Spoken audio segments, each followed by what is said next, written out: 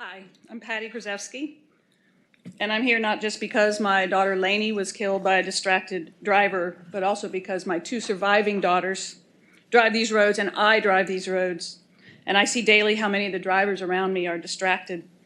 It appalls me, but it doesn't surprise me that traffic fatalities have spiked in recent years.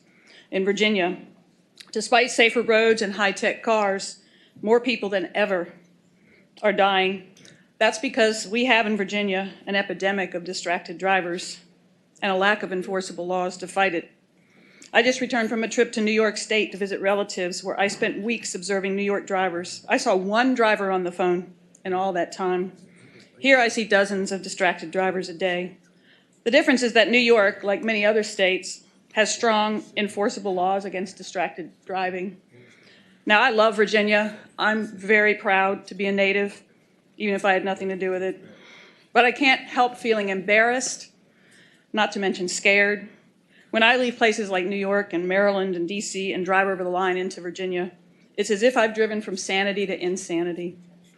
Right now, we're being bombarded with news of the latest mass shooting. Good people on all sides are debating ways to prevent the next random shooting or act of terrorism. The scary thing is, these are so hard to prevent.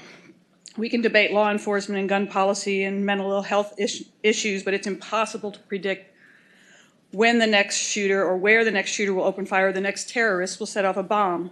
There's nothing random about distracted driving.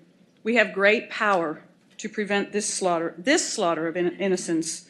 We have great power to prevent the violence on our roads. Just as we can predict that distracted drivers are more likely to cause a crash, we can predict that passing stronger laws will save lives.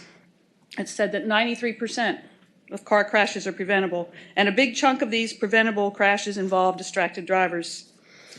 I'm just one grieving mother. I've lost just one child, but you here have the power to prevent road deaths and save lives of many daughters, sons, sisters, brothers, fathers, mothers. In Lanie's name, I beg you, please use that power. Thank you. Thank you for being here.